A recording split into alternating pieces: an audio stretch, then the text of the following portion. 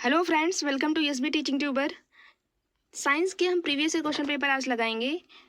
ठीक है, हम सारे प्रीवियस ईयर क्वेश्चन पेपर जैसा कि इस चैनल पे लगाते हैं। तो यूपी टेट का जो एग्ज़ाम है आपका जुलाई में, तो उसके लिए हम सारे प्रीवियस ईयर क्वेश्चन पेपर लगा रहे हैं। तो प्रीवियस ईयर क्वेश्चन पेपर से हमें पेपर का लेवल और हर चीज़ समझ में आ जाता है कि क्वेश्चन आपके कहाँ से पूछे जा रहे हैं। ठीक, तो ये 2011 का प्रीवियस ईयर क्वेश्चन पेपर है, हम सारे सेट लगाएंगे। ठीक है, पहला क्वेश्चन पढ़िएगा। फूल के चमकीला तथा आकर्षक अंश है आपको बताना है। ठीक है, पहला क्वेश्चन आप पढ़िएगा, इसका आंसर भी समझते चलिएगा और करते चलिएगा, और लास्ट में आप बताएंगे 30 क्वेश्चन में से आपके कितने सही हुए हैं। ठीक है, तो फूल के चमकीला तथा आकर्षक अंश कौन सा है आपको बताना है। दल पुंज है, बाह्य दल है, या पुष्प वृंद है। बताइए। देखिए, यहाँ पे आपको अंश की बात कर रहा है। बहुत सारे लोग इसका दलपुंज आंसर कर देंगे, लेकिन दलपुंज नहीं, यहाँ आकर्षक समूह की बात नहीं कर रहा, वो समूह नहीं लगाया हुआ है, केवल अंश पार्ट की बात कर रहा है। ठीक है, तो केवल अंश की बात कर रहा है, तो इसका आंसर क्या हो जाएगा, दल हो जाएगा। ठीक, ये इसका आंसर हो जाएगा दल, पहला नहीं होगा। ठीक है, ये दोनों तो होगा ही नहीं। ठीक है, तो इसका थर्ड आंसर करेक्ट हो जाएगा। ठीक है, दल जो है वो फूल का सबसे चमकीला व आकर्षक अंश होता है। ठीक है, कीट इसकी ओर आकर्षित होते हैं, जिससे किसी दूसरे पुष्प का जो परागकण होता है वो उसके वर्तिकाग्र तक क्या होता है, पहुंचता है। ठीक, तो इसका सी आंसर होगा। 92 पढ़िएगा।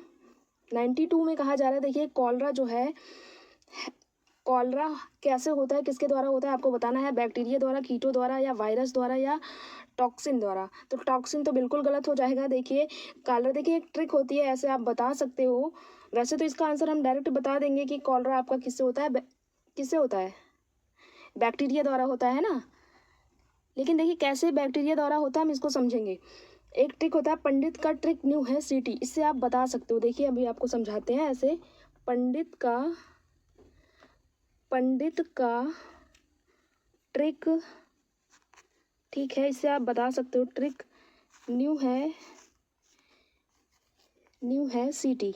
देखिए इससे कोई भी रोग अगर आपसे बैक्टीरिया द्वारा पूछेगा तब आप बता पाओगे। ठीक, देखिए पन से, देखिए पंडित, पा से हो जाएगा प्लेग आपका। ठीक है, पा से प्लेग हो जाएगा, डा से डिप्थीरिया हो जाएगा आपका, का से काली खांसी हो जाएगा। ठीक, टा से टिटनेस हो जाएगा, का से कुष्ठ रोग आपका हो जाएगा। न्यू से क्या होगा, निमोनिया हो जाएगा। है से क्या होता है, हैजा, जिसे आप इंग्लिश में क्या कहते हो, कॉलरा कहते हो, यही आपसे पूछा हुआ है। और सी से सिफिलिस हो जाता है, टा से जो है आपका टीबी हो जाता है, टाइफाइड हो जाता है। ठीक, तो ये इतना, ये सारा इसमें जितना भी आ रहा है ये किससे होता है, बैक्टीरिया द्वारा होता है। तो इससे अगर आपसे कभी भी पूछ ले, जैसे टीबी किसके द्वारा होता है, निमोनिया किसके द्वारा होता है, तो आप इससे याद कर सकते हो कि पंडित का ट्रिक न्यू है सिटी, इससे मतलब इसमें आ रहा है आ रहा है, तो ये हैजा कोई हम कॉलरा कहते हैं, तो कॉलरा किससे होता है, ये सारा रोग जो है आपका बैक्टीरिया द्वारा होता है। ठीक, तो इसका आंसर हो जाएगा बैक्टीरिया। ठीक, 92 का आंसर हो जाएगा बैक्टीरिया द्वारा, फर्स्ट इसका करेक्ट आंसर हो जाएगा। आपसे पूछा था कॉलरा। ठीक है, कॉलरा कैसे होता है, ये बैक्टीरिया द्वारा होता है। ठीक, 93 पढ़िएगा। 93 में कहा जा रहा है, अंडे उत्तम स्रोत है। किसका अंडे किसका स्रोत है, ये तो हर कोई आंसर बता सकता है। देखिए तंतुओं का, कार्बोहाइड्रेट का, या प्रोटीन का, या वसा का। तो अंडा जो है वो किसका स्रोत होता है, वो प्रोटीन का होता है। ठीक, बी इसका आंसर हो जाएगा। ठीक, नेक्स्ट पढ़िएगा क्वेश्चन नंबर 94।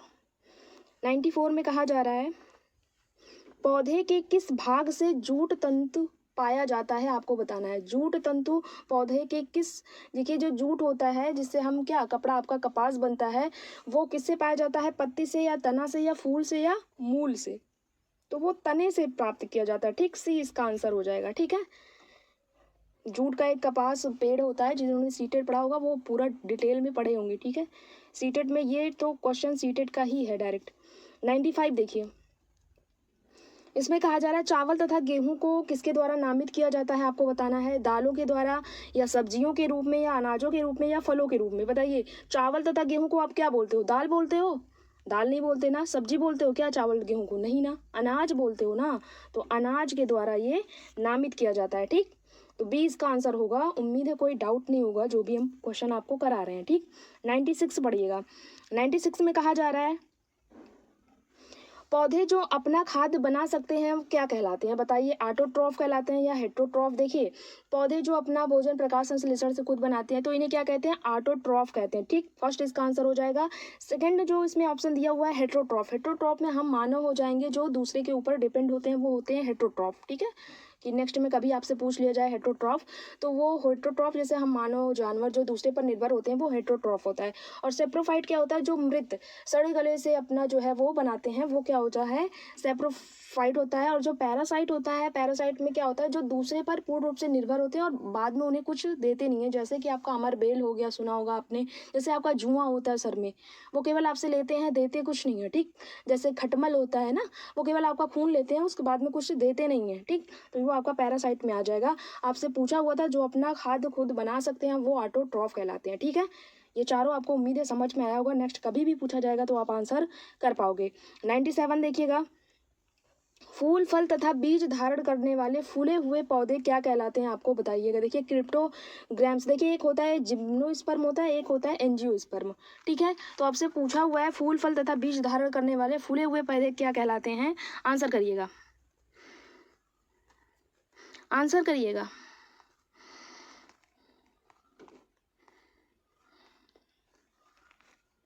देखिए जो फूल फल व बीज धारण करने वाले जो होते हैं वो क्या कहलाते हैं, एंजियोस्पर्म कहलाते हैं, ठीक।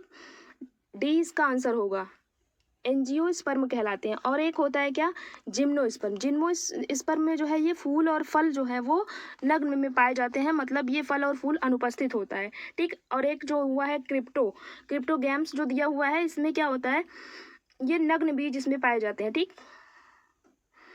इसमें पुष्प विहीन पौधे होते हैं। जो क्रिप्टोगैम्स होता है ये पुष्प विहीन होता है, ठीक। इसमें पुष्प विहीन पौधे होते हैं। और जो फर्न होता है इसमें फूल फल व जो बीज विहीन पादप होते हैं, ठीक है। तो आपसे पूछा हुआ था, एक होता है जिम्नोस्पर्म, एक होता है एंजियोस्पर्म। तो जो जिसमें फूल और फल बीज धारण करने वाले होते हैं वो एंजियोस्पर्म कहलाते हैं, जिसमें नहीं होते वो जिम्नोस्पर्म कहलाते हैं, ठीक। नेक्स्ट पढ़िएगा, 98 में कहा जा रहा है निम्न में से द्विबीजपत्री कौन है। देखिए द्विबीजपत्री कौन है आपको बताना है। एक बीजपत्री होता है, एक द्विबीजपत्री होता है। तो देखिए आपसे पूछा है द्विबीजपत्री। देखिए एक पत्ती आपने देखी होगी, जैसे पत्तियां होती हैं, एक पत्तियां होता है, जैसे आपने आम का ही देखा होगा, तो उसमें ऐसे देखिए 2 लाइन होती है, ऐसे ऐसे होता है एक पत्ती, और एक पत्ती आपकी होती है ऐसे पैरेलल में दी होती है, ठीक।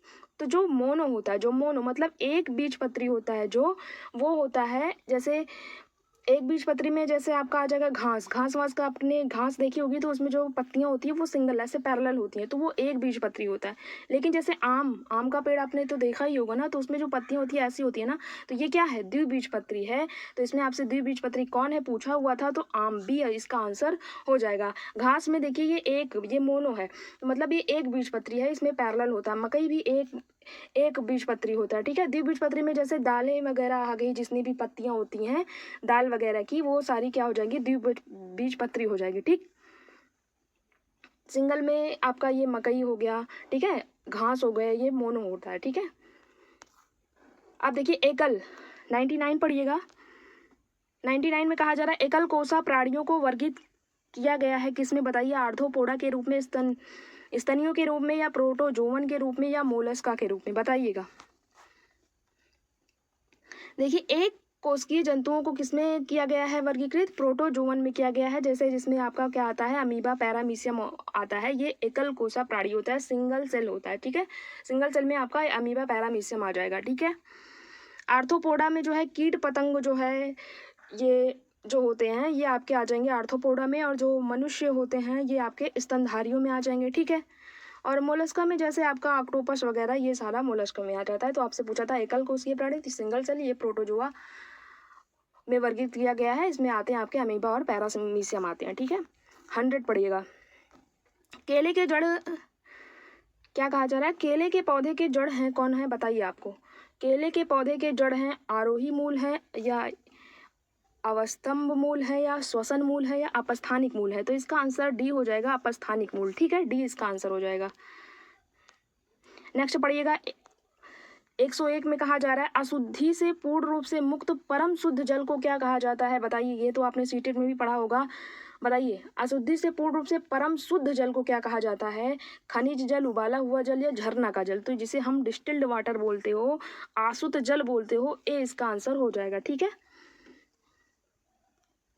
102 पढ़िएगा। देखिए यूपी टेट में प्योर फैक्ट आते हैं, पेडागोजी आपकी आती नहीं है, तो इसमें आपको पढ़ना पड़ेगा। किस पद्धति द्वारा एक विलयन से विलेय प्राप्त किया जा सकता है, आपको बताना है। देखिए विलयन क्या होता है, विलेय क्या होता है, ये आपको पता होना चाहिए, तभी तो आप बता पाओगे। विलयन आपका होता है जैसे पानी, ठीक है।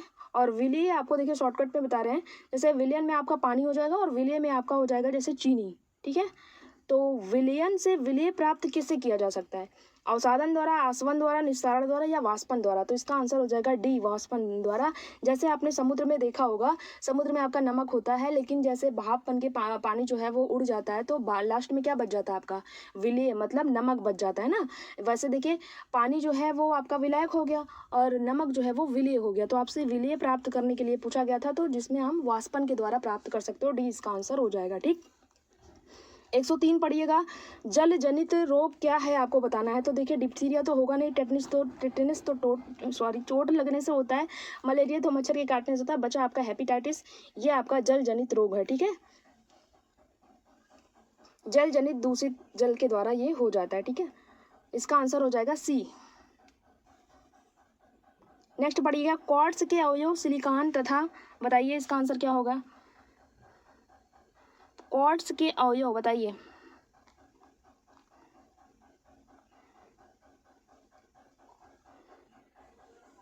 जल जनित रोग से आपका क्या प्रभावित होता है ये भी बताइएगा। लीवर यकृत आपका प्रभावित होता है, ठीक है। इससे आपसे पूछा नहीं हुआ है, केवल रोग क्या है बता रहा था आपको, हेपेटाइटिस हो जाएगा, ठीक है।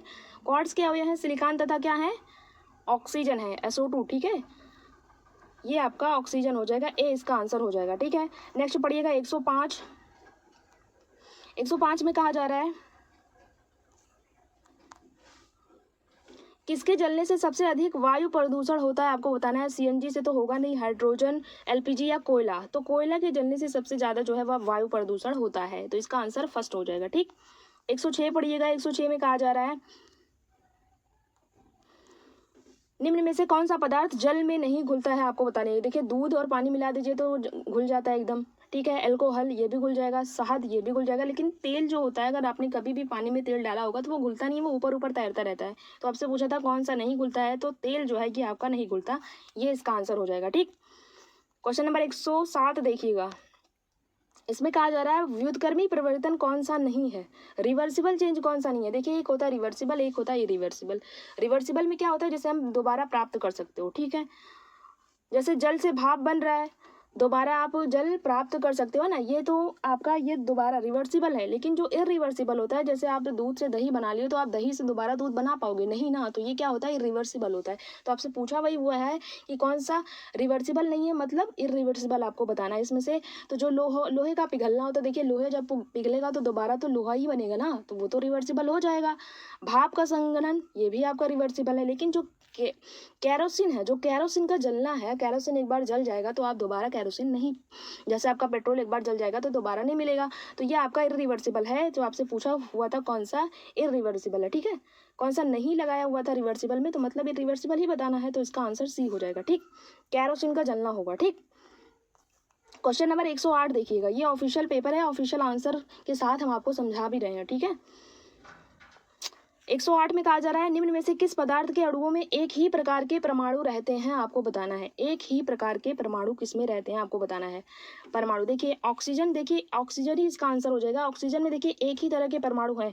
ऑक्सीजन का क्या होता है, O2, मतलब एक ही तरीके के है ना परमाणु आपके, तो इसका आंसर फर्स्ट ही हो जाएगा। और देखिए इसमें क्या दिया हुआ है, जल में आपका क्या होता है, H2O होता है। तो इसमें दो तरह के परमाणु हो गए, एक हाइड्रोजन और एक ऑक्सीजन। कार्बन डाइऑक्साइड में CO2 होता है, एक कार्बन हो गया, एक ऑक्सीजन हो गया। सल्फर डाइऑक्साइड में एक SO2 होता है, एक सल्फर हो गया और एक क्या हो गया, ऑक्सीजन हो गया।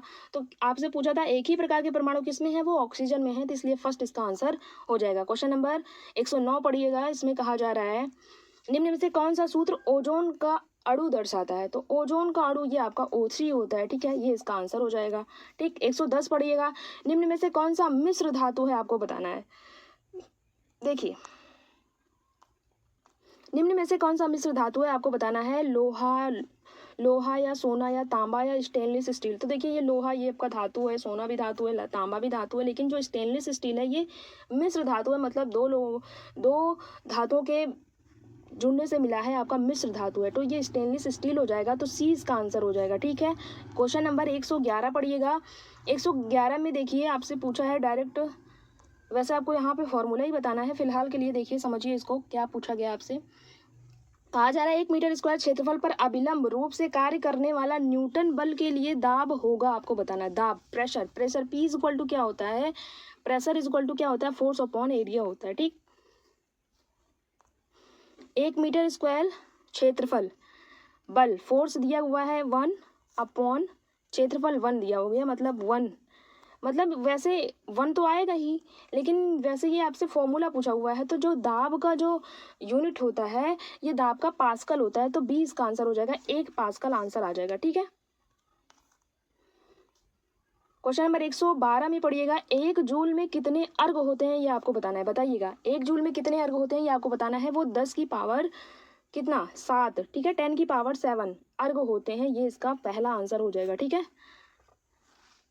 समझ आ रहा है। क्वेश्चन नंबर 113 पढ़िएगा। 113 में कहा जा रहा है, किसी मशीन पर यांत्रिकीय कार्य करने हेतु प्रयुक्त बल क्या कहलाता है, आपको बताना है।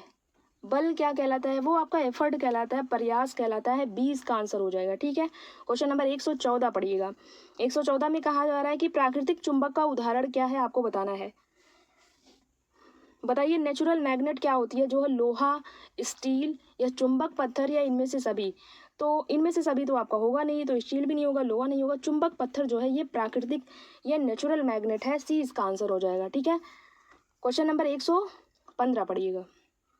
115 में कहा जा रहा है, कार्य करने का सामर्थ्य क्या कहलाता है। बताइए, कहते हैं ना एनर्जी, किसके आपको कार्य करने का ऊर्जा वो होता है ना, एनर्जी कितने अंदर आपके सामर्थ्य कार्य करने की कितनी एनर्जी है, तो वो क्या कहलाता है आपका, बताइए, ऊर्जा कहलाएगा। ठीक, एनर्जी कहलाएगी, 20 का आंसर हो जाएगा। ठीक है, कार्य करने का सामर्थ्य क्या कहलाता है, वो एनर्जी कहलाती है। ठीक है, द्रव्यमान होता होगा नहीं, शक्ति होगी नहीं, उसमें आपका हीट होगा नहीं, है ना, तो 20 का आंसर हो जाएगा। क्वेश्चन नंबर 116 पढ़िएगा। 116 में कहा जा रहा है कि क्षेत्रफल की SI इकाई है। बताइए, तो क्षेत्रफल का SI इकाई आपको बताना है, मीटर स्क्वायर। ये किसको नहीं पता एरिया का क्या होता है, बताइए, यूनिट एरिया की बतानी थी, मीटर स्क्वायर होती है। ठीक है, 117 पढ़िएगा। एंगस्ट्रॉम, ये भी एक दूरी की क्या है, यूनिट है। एंगस्ट्रॉम क्या मापता है, द्रव्य की मात्रा नापता है, नहीं भाई, ये क्या है, केबल की लंबाई नापता है, ये भी नहीं है। प्रकाश तरंगों की लंबाई मापता है, ये आंसर हो जाएगा। जहाजों की चाल, ये भी नहीं होगा। तो एंगस्ट्रॉम क्या मापता है, ये भी एक लंबाई का ही यूनिट है, तो प्रकाश तरंगों की लंबाई मापता है। ठीक है, एंगस्ट्रॉम, एक एंगस्ट्रॉम कितना होता है, 10 की पावर -10 होता है। ठीक है, 118 पढ़िएगा। एक कंघी का कागज के छोटे टुकड़े को आकर्षित करने का कारण क्या है, आपको बताना है। बताइए, कंघी आपने कभी भी यूज़ की होगी अपने बालों में, जब लगाते हो नीचे कागज के छोटे छोटे जब टुकड़े रखोगे, तो जब कंघी को कागज के पास ले जाओगे, वो इसमें क्या हो जाएगी, वो क्या कर लेगी, उसको आकर्षित कर लेगी ना। तो ये किसका गुण है, ये है स्थिर वैद्युत बल का। ठीक है, डी इसका आंसर होगा। देखिए, चुंबकीय बल तो होगा नहीं, गुरुत्वीय बल भी नहीं होगा, घर्षण जनित बल भी नहीं होगा, ये स्थिर वैद्युत बल होगा। ठीक है, तो डी इसका आंसर हो जाएगा। क्वेश्चन नंबर 119 पढ़िएगा। बल को मापा जा सकता है किसके द्वारा, बताइए, बल को किसके द्वारा मापा जा सकता है, ये आपने पढ़ा होगा, किसके द्वारा, स्प्रिंग तुला के प्रयोग के द्वारा। फर्स्ट इसका आंसर हो जाएगा। बल को थर्मामीटर के द्वारा मापोगे, नहीं ना, ये क्या है, कैलोरीमीटर, और इनमें से कोई नहीं, ये भी नहीं होगा। फर्स्ट इसका आंसर हो जाएगा। लास्ट क्वेश्चन 120 देखिएगा, ये आपका लास्ट क्वेश्चन है, पढ़िएगा। देखिए, हमने आपको समझाना भी था, तब भी हमने 18 मिनट में अपने 20-30 क्वेश्चन कंप्लीट कर लिए हैं। तो अगर आपको क्वेश्चन आता रहेगा तो इतना टाइम नहीं लगता। ठीक है, क्योंकि यूपी टेट में फैक्ट क्वेश्चन आते हैं, सीटेट में होता है जो पैडागॉजी आते हैं तो लॉन्ग क्वेश्चन बन जाते हैं, तो पढ़ने में टाइम लग जाता है। लेकिन देखिए, उसमें अजर्सन रीजन वाले क्वेश्चन आते हैं ना, तो ऐसा नहीं है। यूपी टेट में आप बहुत सारा टाइम बचा सकते हो, अगर आपको आता होगा तो वो सारा टाइम अपना मैथ वगैरह में यूज कर सकते हो। ठीक है, बताइएगा, घर्षण को बढ़ाया जा सकता है किसके द्वारा, तेल द्वारा। तेल द्वारा तो घर्षण आपका ज़्यादा हो जाएगा। देखिए, घर्षण होता क्या है, जैसे आपने चप्पल पहनी होगी, जूता पहना होगा पैर में, उसमें देखिए नीचे खांचेदार ऐसे बनाए जाते, बिल्कुल प्लेन नहीं होता। अगर बिल्कुल प्लेन हो जाएगा तो आप फिसल जाओगे, है ना, तो घर्षण आपका कम हो जाएगा। तो उसे घर्षण अधिक करने के लिए नीचे जो है वो खांचा बनाया जाता है, ताकि आप जब जमीन पर चलेंगे तो उसमें जो है घर्षण, तब आप रुक रुक के चलते हो ना, तो खुरदुरे सतह बनाया जाता है। खुरदुरा सतह जब बढ़ाया जाता है तभी हमारा घर्षण बढ़ता है, तभी हम जमीन पर चल पाते हैं। अगर हमारा नीचे का जो सिरा होगा वो एकदम बिल्कुल प्लेन होगा, तेल लगा होगा, तब हम फिसल जाएंगे ना। सतहों पर नमी द्वारा ये भी नहीं होगा, इनमें से सभी तो होगा ही नहीं, क्योंकि तेल है तो ये तो आएगा नहीं। तो खुरदरे सतहों द्वारा घर्षण को बढ़ाया जा सकता है। सी इसका आंसर होगा। ठीक है, उम्मीद है ये सारे क्वेश्चन आपको समझ आए होंगे। ठीक है, वीडियो कैसी लगी प्लीज़ ज़रूर बताइएगा। हम इतना मेहनत करते हैं तो आप प्लीज़ लाइक शेयर सब्सक्राइब तो कर ही सकते हो ना। कमेंट में ज़रूर बताइएगा कि आपको ये क्लासेस कैसे लगी। अगर आप बताएंगे नहीं, हमें पता कैसे चलेगा कि हम आपके लिए जो भी काम कर रहे हैं वो आपको पसंद आ रहा है, अच्छा लग रहा है, नेक्स्ट वीडियो चाहिए कि नहीं चाहिए, कुछ तो बताया करें। ठीक है, और अपने फ्रेंड्स के साथ ज़रूर शेयर करें। सारे प्रीवियस ईयर पेपर हर सब्जेक्ट के आपको इस चैनल पे मिल जाएंगे। ठीक है, हमने 2-3 सेट हिंदी के लगाए हैं, CDP के लगाए हैं, आज हमने साइंस का सेट लगाया है, इसके बाद हम मैथ का भी सेट लगा लेंगे। ठीक है, तो इसकी PDF जो है वो आपको हमारे टेलीग्राम चैनल पे मिल जाएगी। ठीक है, अगर PDF चाहिए होगी तो कमेंट बॉक्स में ज़रूर बताइएगा। ये जो पेपर है इसका PDF आपको हमारे बहुत सारे PDF आप हमारे टेलीग्राम चैनल पे डले हुए हैं, तो उसका लिंक आप नीचे डिस्क्रिप्शन में चेक कर सकते हो। ठीक है, टेलीग्राम पे, अगर X ऐप पे, व्हाट्सअप पे, कहीं भी अगर आप ज्वाइन कर लोगे तो टीचिंग से रिलेटेड जितनी भी अपडेट होती हैं वो आपको वहाँ पर दी जाती हैं। ठीक है, उम्मीद है ये वीडियो आपको पसंद आई होगी। धन्यवाद।